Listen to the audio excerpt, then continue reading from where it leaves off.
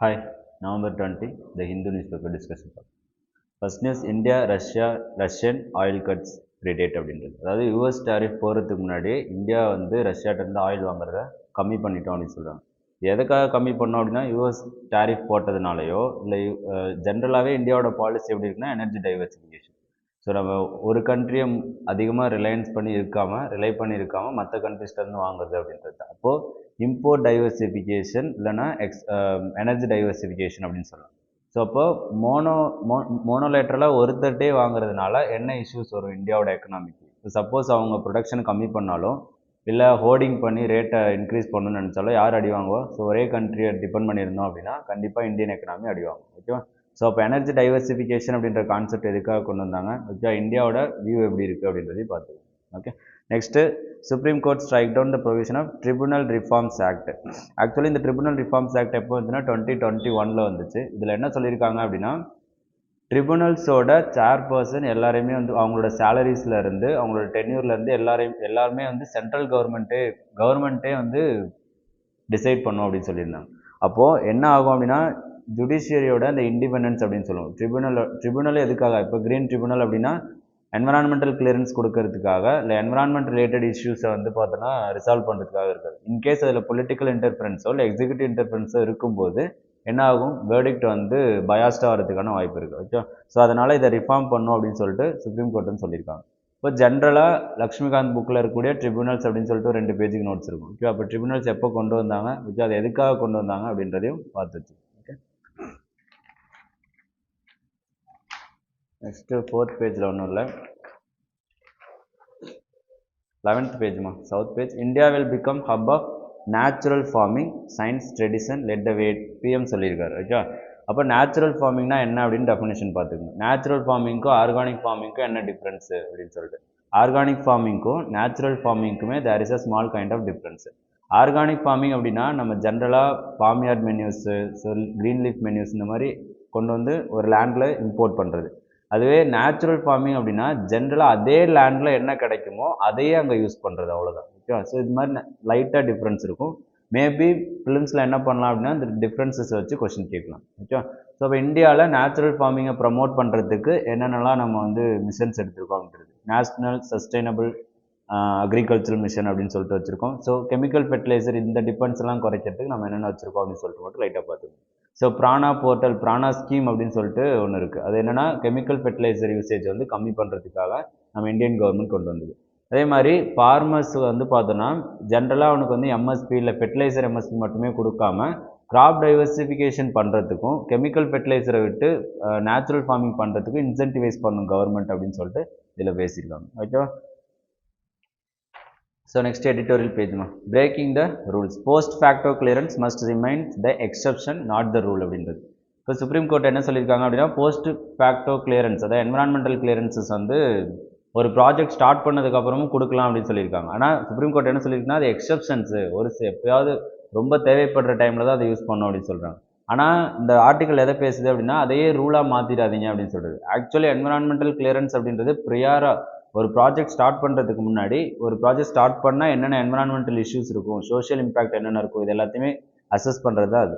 அப்போது போஸ்ட் ஃபேக்டோ பண்ணும்போது அது எந்த அளவுக்கு ரிலையபிளாக இருக்கும். இப்போ போஸ்ட் ஃபேக்டோ பண்ணோம் அப்படின்னா நம்ம என்ன தான் பண்ண முடியும்? அவனுக்கு ஃபைன் போட முடியும், பெனால்ட்டி பண்ண முடியும், டெமாலிஷன் பண்ண முடியும், இதுதான் பண்ண முடியும். ஆனால் ப்ரியாராக பண்ணோம் அப்படின்னா அந்த இடத்த இம்பாக்ட் பண்ணாமல் அப்படியே விட்டுற முடியும் அப்படின்றது தான். ஓகே, அப்போது இந்த ஆர்டிக்கல் என்ன பேசுகிறாங்க அப்படின்னா போஸ்ட் ஃபேக்டோ அப்படின்றது எக்ஸப்ஷனாக இருக்கணும், அது வந்து ரூலாக இருக்கக்கூடாது, ஓகே, யூஸ்வலாக பண்ணுறது அப்படின்னு இருக்கக்கூடாது அப்படின்னு சொல்கிறாங்க.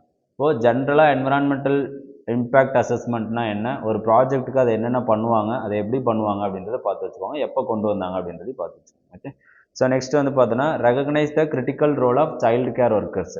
So integrated child development programme எப்போ கொண்டு வந்தோம் அப்படின்னா 1975. ஓகே, அதிலிருந்து சைல்டு கேர் ஒர்க்கர்ஸோட இம்பார்ட்டன்ஸ் வந்து ரொம்ப இன்க்ரீஸ் ஆகிட்டு இருக்கு. ஓகே, அவங்களோட இம்பார்ட்டன்ஸ் ரொம்ப முக்கியம். ஆனால் என்ன பிரச்சனை அப்படின்னா அவங்கள அண்டர் வேல்யூ பண்ணுறதும் unpaid unequal work, okay, so இந்த மாதிரி இருக்கிறதுனால அதிகமாக விமென்ஸ் தான் அதில் இன்வால்வ் ஆகிறாங்க அப்படின்றதுனால அவங்கள வந்து ரெகனைஸ் பண்ணுறதில்ல. ஸோ ஃபஸ்ட்டு என்ன அப்படின்னா அண்டர் வேல்யூடு அண்டர் பெய்டு அப்படின்ட்டு இதிலேயே சொல்லியிருக்காங்க. நெக்ஸ்ட்டு அவங்க வந்து ஐசிடிஎஸில் அதிகமாக ப்ரெஷர் இருக்குது. என்ன ப்ரெஷர் இருக்குது அப்படின்னா சில்ட்ரன்ஸை பார்த்துக்கிறது அதுக்கு. ஆனால் அதையும் தாண்டி ரெக்கார்ட்ஸ் மெயின்டைன் பண்ணுறது இந்த மாதிரியும் இருக்குது. இதனால என்ன பண்ண முடியல அப்படின்னா அவங்களுக்கு ட்ரைனிங் ஃபெசிலிட்டிஸ் தேவையான ட்ரைனிங் வந்து ப்ரொவைட் பண்ண முடியல அப்படின்றது. அப்போது ட்ரைனிங்காகவும் என்னவா இருக்காங்க அப்படின்னா இன்கம்பிட்டன்ஸாக இருக்காங்க அப்படின்றத பார்த்தணும். அதுக்கப்புறம் பார்த்தோம் அப்படின்னா சோஷியல் செக்யூரிட்டி பெனிஃபிட்ஸ் எதுவும் கிடையாது அவங்களுக்கு. ஸோ இந்த மாதிரி அவங்களுக்கு கூடிய இஷ்யூஸும் கொடுத்துருக்காங்க. அதை எப்படிலாம் ரெக்டிஃபை பண்ணலாம் அப்படின்னு சொல்லிட்டு இதே ஆர்டிக்கலில் கொடுத்துருக்காங்க. ஓகே, ஸோ அதையும் பார்த்துக்கோங்க. ஸோ நெக்ஸ்ட் வந்து பார்த்தோன்னா redefining narrative of TB eradication world wide. இந்தியாவிலேயே குளோபல் லெவலில் குவார்டர் ஆஃப் பர்சன்டேஜ் டிபி எங்கே இருக்குது அப்படின்னா இந்தியாவில் இருக்குது. Okay, we are the highest population with TB அப்படின்றது.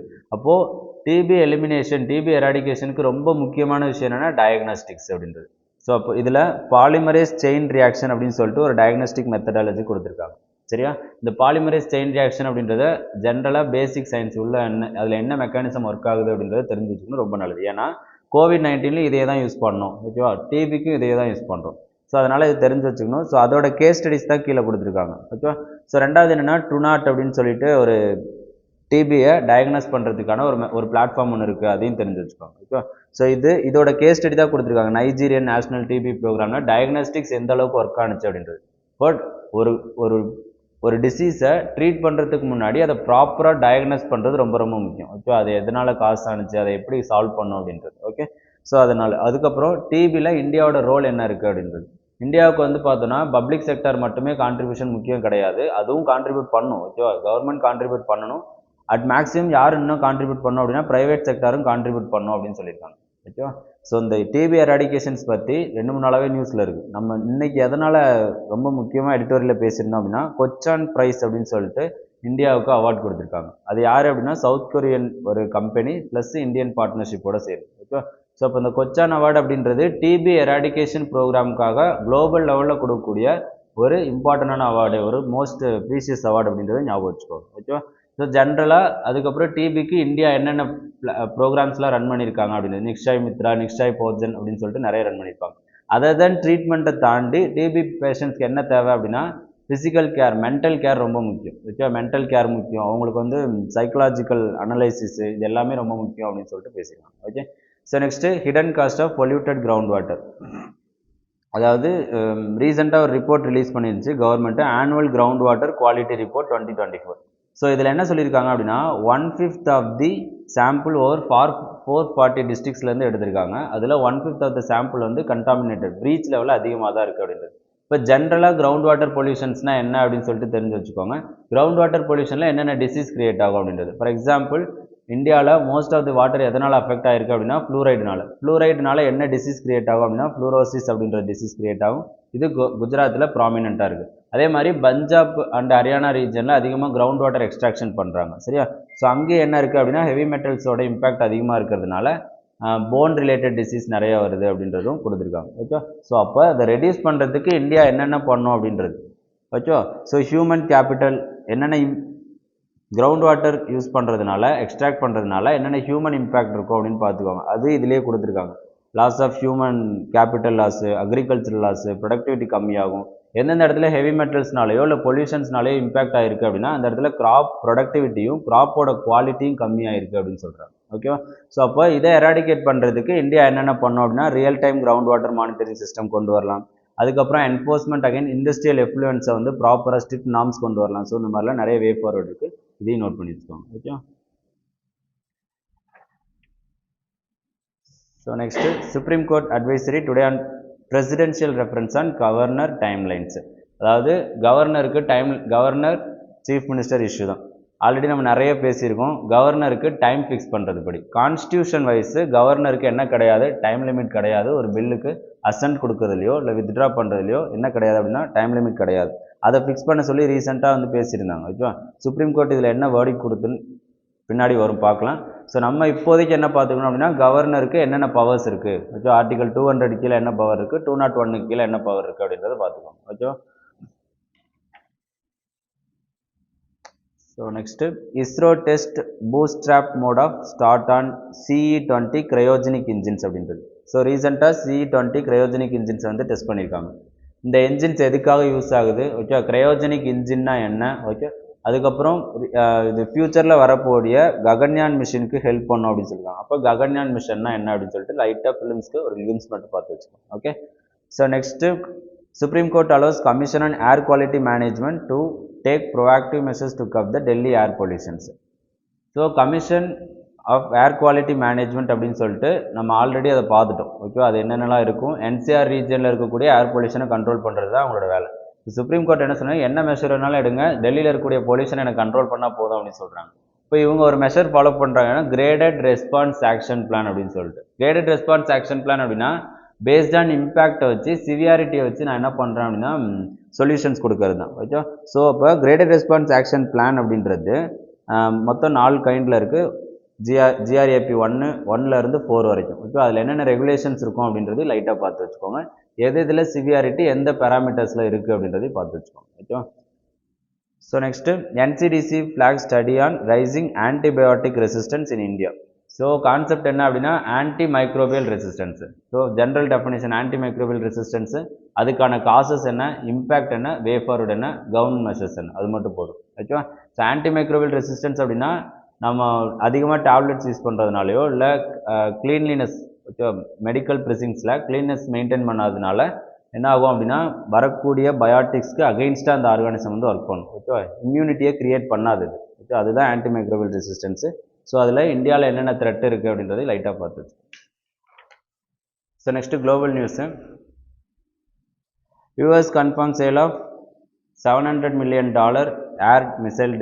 ஏர் defence missile system to Taiwan அப்படின்றது. ஸோ ஆல்ரெடி சைனாவுக்கும் தைவானுக்கும் என்ன போயிட்டுருக்கு, நிறைய இஷ்யூஸ் போயிட்டுருக்கு. தைவானே வந்து பார்த்தோன்னா மொத்த தைவானே சைனாவோடது தான் அப்படின்னு சொல்லிட்டு சைனா கிளைம் பண்ணியிருக்காங்க. இதில் இப்போ யூஎஸ் ட்ரம்ப் என்ன பண்ணியிருக்காரு அப்படின்னா டிஃபென்ஸ் சிஸ்டம் வந்து யாருக்கு, தைவான் கொடுத்துருக்காரா. ஸோ இது ஒரு மாதிரி அந்த ரீஜனில் என்ன பண்ணும், இதுக்கப்புறம் டென்ஷனை இன்க்ரீஸ் பண்ணும், ஒரு மாதிரி ஃப்ளக்சுவேட் பண்ணும். அப்படின்னா ஜென்ரலாக தைவானுக்கும் சைனாவுக்கும் இருக்கக்கூடிய இஷ்யூஸ் என்ன அப்படின்றத லைட்டாக பார்த்து வச்சுக்கோங்க. ஓகே, இது ஃபர்தராக என்ன வரும்போது நம்ம பார்த்துக்கலாம். White House working with Russia, new Ukraine peace plan report அப்படின்றது. ஆல்ரெடி காசா சீஸ் ஃபயர் பற்றி பார்த்தோம் இல்லையா, ஒரு 20 பாயிண்ட் பிளான் போட்டார். இப்போது ரஷ்யாவுக்கு என்ன போட்டிருக்காரு அப்படின்னா 28 பாயிண்ட் பிளான் போட்டிருக்காரு. ஓகே, ஸோ ஃபர்தராக நியூஸில் இது எந்த அளவுக்கு ஒர்க் ஆகுது அப்படின்னு சொல்லிட்டு பார்ப்போம். ஓகே, அவ்வளோதான் குளோபல் நியூஸில். ஸ்போர்ட்ஸ் நியூஸ்லேயும் எதுவும் பெருசாக இல்லை. தேங்க்யூ.